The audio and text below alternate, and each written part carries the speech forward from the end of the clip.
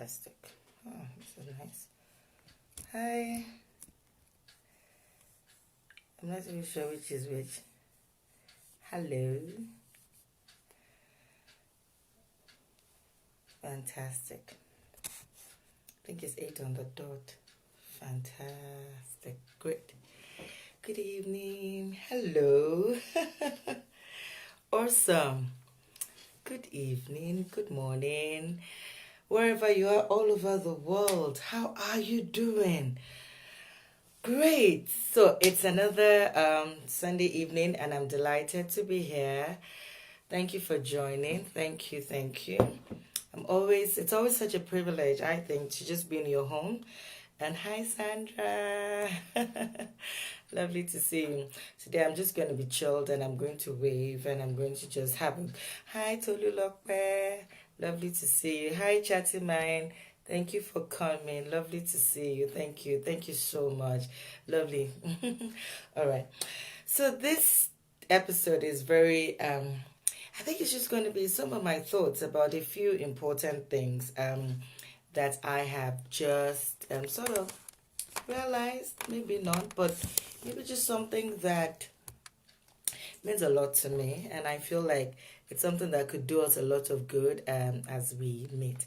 So, my name is Bolanle Enang, and I am a family life enthusiast. That's what I call myself. I love the family. I absolutely believe that the family is a society is as strong or as weak as its weakest family, and I just feel that the family is such a strong force that people need to continue to work at. Hi Pussy, thank you so much. Thank you very much for watching. Thank you for being here. All right, so let's get right on to it. I'm a family life enthusiast, and what that means is that I typically look for resources. All right, I ask questions, I look around, I ask people, what is it about your family, what is it about your life that I can work on or that I can use for my family. And this has stemmed from my own desire as a person to do better. I want to do better. I want my children to live a better life. I want my husband to live a happy life, and I also want to live a life that is productive, that is effective, because life, it's not a dress rehearsal. This is it. You know what I mean? This is it. There's nothing else but this. This is it. And so I go around asking questions. I read. I have formal education in a few things. I'm studying practical theology, all of those things. So I'm very excited, very, very excited to be in your space today. All right. So tonight I'm going to talk about, or in this episode, because people get to watch it at different times of the day, and it's at different times all over. Hi Femi, hi Funke. My family members always do their best to tune in. Isn't that just beautiful? Thanks guys, I love you. All right, so this episode I'm going to talk about choices, and this stemmed from a podcast that I did about, I think it must have been about 4 weeks ago now. I did a podcast and it was on extending grace to your family. And that's what I want to really zone in on tonight. So in the post that I sent earlier in the day, I said thank you to my husband, and he had written a poem because a group of friends had done a party for me, a post-dated 40th birthday party for me last night. It was a Zoom party. It was so nice. I felt so good. And then my husband read a poem just to say thank you, because there were 3 of us, all married women, and their husbands were supposed to say something about us. And my husband read a poem. And typically I'm very playful. I hug you, I kiss you in front of everybody, but I think it calmed me down, to be honest. All I could say to him was thank you. And in my language, all I could say was Oshe, Oshe. And I've been thinking about my reaction to that poem. Actually, it's taken me a few hours. I've just been thinking about, why did I react like that? And I think it took me back to my journey. You see, a lot of times, many of us have the tendency to only look at the things that are not working, or the things that you had thought would be it. Like me, I'm very romantic. I'd read all of those. What's the Christian version of Mills and Boons? Somebody please remind me. There's a Christian version of Mills and Boons, and that's what I read a lot, because I couldn't just handle Mills and Boons. It was so graphic for my young Christian mind. Anyway, so I come into my marriage, thinking a lot about I was starry eyed. I just thought, this is it. Hi Ayo, thanks for joining. Hi Favored B, thanks for joining. And I just thought, oh, this is it. I'm going. Things are going to be in a certain way, and it did not necessarily pan out like that. And for the longest time, I've been married for 11 years. For the longest time, I thought that it was my partner. Doesn't that happen to a lot of us? You think, no, it's your partner that is not just speaking your love language. Women are very good at things like that. My love language, you're not speaking my love language. You don't understand what I'm talking about. And a lot of times we don't introspect and say, what is it about me that is making this person also maybe unhappy or not happy enough? Sometimes we just think about, thanks for joining. We just think about what the other person is not doing or what the other person should be doing. And I think sometime this year I really began to look at my own self. My hair is bugging me. I began to look at my own self and say, what is it about me? What is this person also very happy with how I'm going about our relationship? And that's what I'm bringing here. What is it about you also? Hi, Ayo. That the other person, your partner, is not comfortable with, but they're dealing with, they're accepting. And many times we are not willing to also go the extra mile and say, what can I do better as a person in this relationship? So for me, I had this highs that look, I'm this, I'm that, I understand relationship in this way, but I'm also a girl, you should do this, you should do that. And I think when he read that poem out to me, it made me realize my partner's viewpoint of me, of the fact that he was looking at my good and not necessarily the things that have not made him also happy. So this episode is about choices. What are you choosing to see? I think that poem made me think that he has chosen to see the good in me, rather than always hammering on the thing that is also not happy with. And so I've extended grace not to him many times, but to myself. But I'm a girl, but I deserve, but do you see what I'm saying? What about the person who lives with you? What about your children, the people who live with you? Do you extend the same grace that you extend to yourself to them? Are you all about you, me, myself, and I? And a lot of times, I promise you, many times we're not doing it consciously. We're doing it subconsciously. But today I want to bring it to your fore. What is it about you that makes you also feel like, no, but people should understand this about me. But when it comes to them, no, it's fine. They don't have to. I want to ask you to also extend grace to the people who live with you. If you think about it, you may not be able to live with yourself. If you live to somebody like yourself, you would fight them. Extend grace to the people who live with you, because I can promise you that they are also extending grace to you. So it's choices. What are you going to choose to see, even in the lives of your children? Hi, Tenille. Lovely to see you. Hi, Zwezi. What is it about you? So for example, now you probably will hear their voices in the background. I think tonight, I put them to bed. I said to them, Mommy's going to do something, try and sleep. And if they sleep, I'll be glad. If they don't, I've also decided, Balandi, extend grace. So that's the first thing. The second thing is, there is no perfect home. There is no perfect marriage. There is no perfect parenting style. There is nothing perfect about our imperfect world. Nothing. So why do we sometimes expect perfection? So I know of my own challenges. I know of myself. And I want to share myself with you. Because I think that a lot of times, it can be easier for us to give the facade that, no, I'm perfect. I know it. I mean, Guys, I've gone to university. I've studied children and youth ministry. I've worked with children and young people in the last, at least actively in the last like 10 years of my life. The last 1 decade. Hi, fruitful fingers. I mean, I've gone to school, I study, I'm a bookie, I'm constantly reading, watching families, interacting with people. But it doesn't make me a perfect person. In fact, far from it. But why is it that we can come into our relationships with our children, with our partners, and expect a lot of perfection? So let me tell you something else that I noticed about myself. 1 second. So I noticed that I like I like things to be done properly. I'm very spontaneous, but I like proper. Now, many times, I also come to my family, especially my children, and I expect perfection. Okay? I expect a lot of perfection. So, for example, maybe we're outside with friends. I expect my children to be like proper.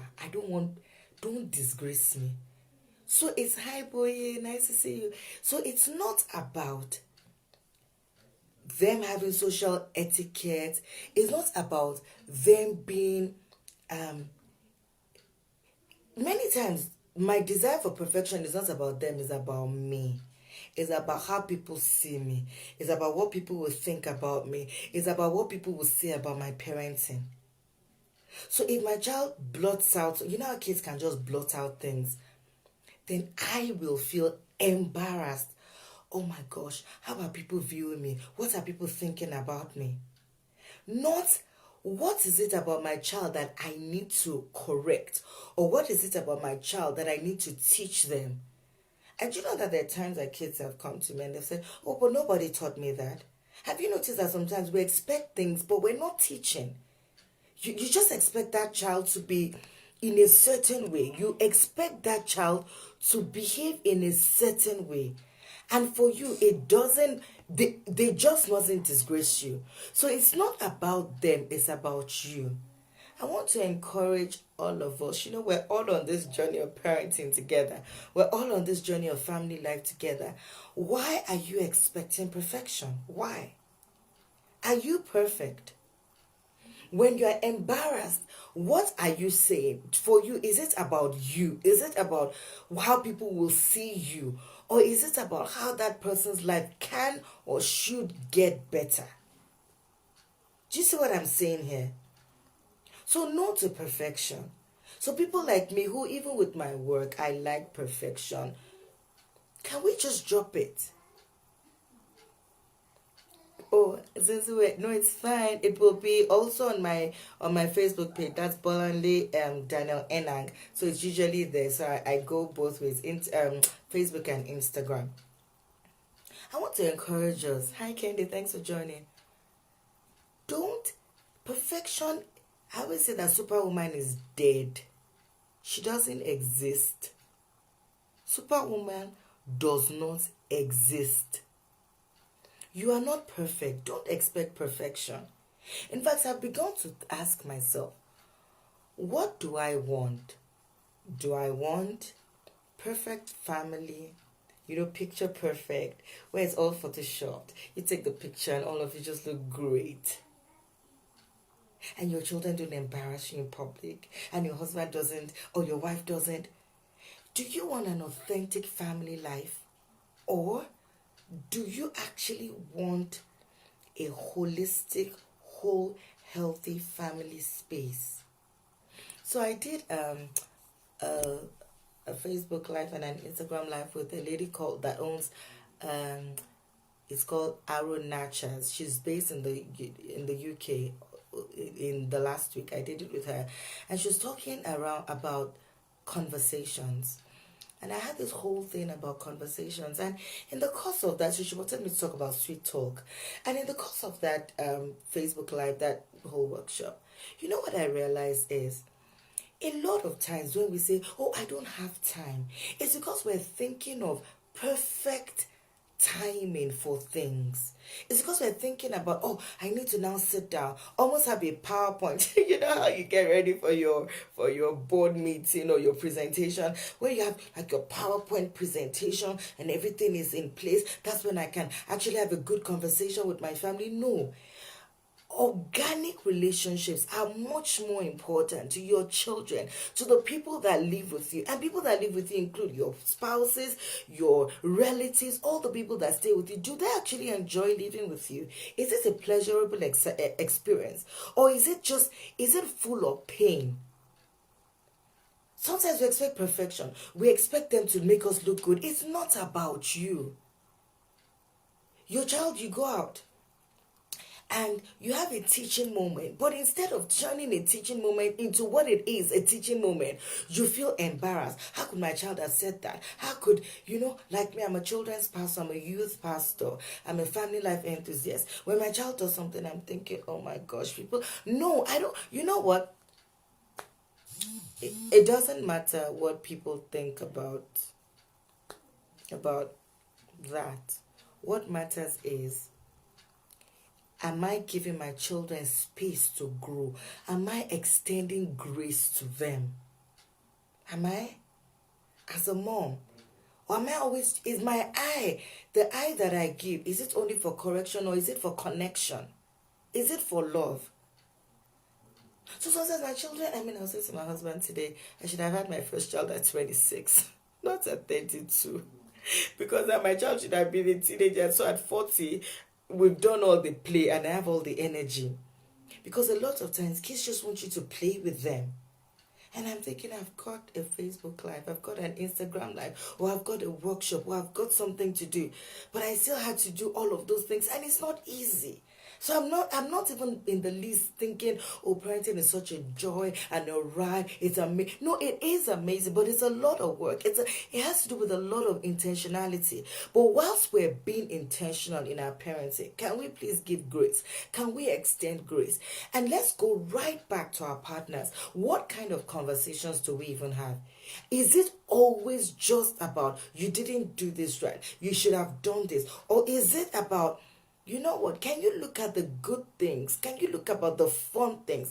Can you look up at the, even if it's a little subtle thing that person has done well, can you look at that and say, thank you for this? Or are you like, you should have done that? That's what I mean. I know people that would say, no, but you should have done that. No. If somebody is trying, can you meet them halfway in your family? So this episode is really about you rethinking how your home life is working. Is it pleasurable or is it painful? Is it a painful experience for your family to live with you? Or is it pleasurable? Is every moment a shouting moment or a teaching moment? There are God moments. I also say that when it comes to conversations with your family members, there are God moments, guys. There are times when something happens, and those are the times you actually need to say, listen, this has happened. This is what I think. Turn a lot of your shouting moments into teaching moments. It's important. Also, so I've heard Grace to Parents, this lady Remy Makojola talks a lot about positive parenting, and she talks about no shouting parenting. And she says that it's a reflection of who you are. Do you know it's true? When you actually start yelling, many times it is because we have lost control. So you need to actually check yourself and say, why do I yell? Why am I screaming? Why am I acting the way I'm acting? They say that parenting brings out you, the real you. It tests your character. And I think marriage does the exact same thing. Marriage really, really tests your character. Tests who you are. And I'm always asking myself, what am I truly bringing to the table? Is my husband also just happy to have me as his wife? Or am I a nagging wife and a pain in the butt? We really need to start thinking about how other people also experience us in our homes. So, final thing. So I've talked about extending grace. What else have I talked about in this episode? Can somebody put it up so I know you're following? I'm a teacher, forgive me. I've talked about extending grace. I've talked about no perfection. Really, no one is perfect. And then today, I read this amazing... I'm reading this book. It's called Boundaries. My younger sister actually... told me, well, I'd like you to read this book. Hi, Banky. Lovely to see you. Yinka, thank you for joining. Fumi, lovely to see you. Hi, Fumi. Okay, so I read today, I'm always talking about values. Values are caught and not taught. This Dr. Henry Townsend gave such a fantastic quote about a definition of what values is. What we love and assign importance to, that is what it defines as values. What we love. And I started thinking about it. What do I attach importance to? Really? If you look at your day and you look at how you live your life, you actually see, where do I put in my most energy? What do I love doing? I like solitude. It's weird. A lot of people know me like it's a lie, but it's true. I really love solitude. I like to be by myself a lot because I'm a thinker. And I can't think a lot where everybody is, busy and busy. But what do I attach importance to? Family. Wow. If I attach importance to family, then how much of my time, how much of my quality space am I actually bringing into that space of my family? Am I extending grace? Am I loving? Am I teaching? And how do I teach? The tone that we also use in our homes, especially in our marriages, sets the platform for so much. Many times when hi, Yetunde, this is such a delight to see you. Thank you. Many times you want to say something to your spouse, but the way that you even communicate it, your spouse is like, I am not going to take it. So for those of us who are watching today, what are we going to do differently? What? How we speak at home, how we talk to ourselves, it's so important. There's a way. So I was reading my scripture in the week, and I had a revelation. For those who don't know, I'm a Christian, and I had this revelation as I was reading my Bible. So I was reading about Elijah. You know how Elijah was throwing a tantrum with God and saying, nobody loves you anymore, and the people of Israel have gone their way. They don't care about what you care about anymore.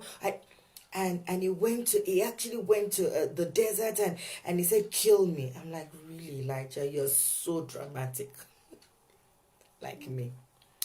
And then God said to him, I want to talk to you in a few days. Just meet me at Susu, please. And Elijah went there and stood there. And then the earthquake happened. And God was not in the earthquake. And fire, whoa! And God was not in the fire. And a wild storm. And God was not there. And guess where God was? You know that story if you read your Bible. In a still, small voice. Do you know what clicked in my head?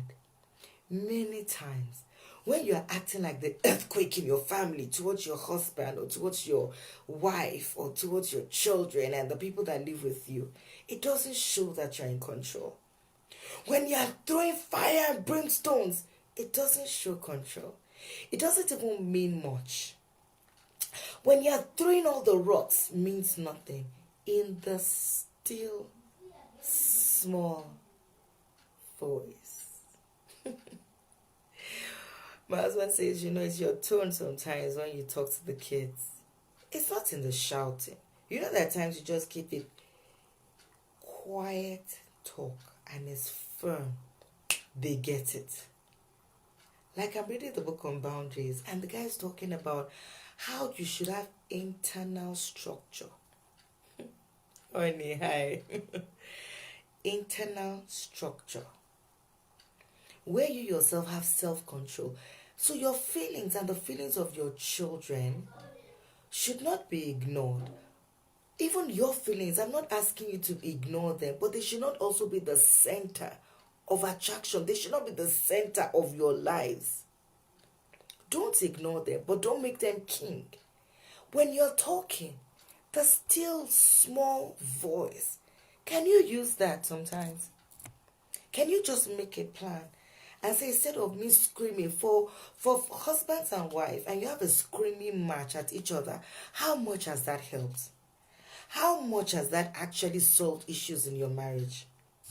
So as I'm speaking to you, I'm speaking to myself. Thank God I'm not a screamer at my husband, but there are also, you know how you can silently scream? Oh, when I train people, I say when a child is yawning at you, it's a scream. They're like, ah! But they can't scream. They're like, it's a frozen scream. So some women are good at that. You have a frozen scream, a silent scream. You just keep the malice for like 3 days and say nothing. Some men are good at it. Maybe for you it's really violence. How much has that helped? How much has that equipped your marriage? How much has that made your marriage stronger or better? I think there comes a point in time when you actually sit down and you think about it. Is my strategy working? You know, God just came to Elijah in a still, small voice. You know what he told him? I have 7,000 people, prophets, that have not bowed to Baal. Stop stressing. Maybe that's a word for somebody here. Stop stressing. And it's particularly for me. You know, I've told you I'm a family life enthusiast. I'm not an expert. There's a difference. An expert knows it all. I don't. We're working together. We're learning together. Still, small voice. How are you communicating at home? What's your tone? Is it working? Is the fighting working? The verbal abuse, is it working? Is it working? The screaming at the children, is it working? Evaluate yourself.